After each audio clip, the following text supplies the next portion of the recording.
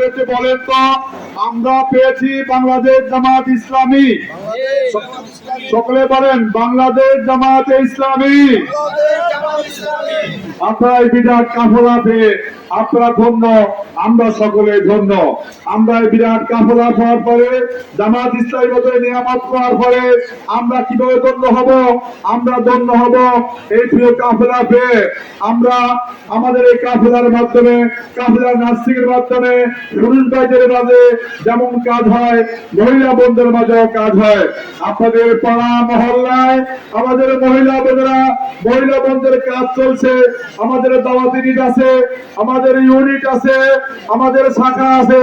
সেখানে সাপ্তাহিক বৈঠক হয়, সেখানে শহীদ কোরআন তালিম হয়, সেখানে বই থেকে আলোচনা হয় চরিত্র গঠনের জন্য, আমল আখলাকের উন্নতির জন্য, পরকালে আল্লাহর কাছে জবাবদিহি করার জন্য, আল্লাহ রাব্বুল আলামিনের নির্দেশ পালন করার জন্য বিভিন্ন পর্যায়ে নার্সিং প্রোগ্রাম হয়। ওই প্রোগ্রামে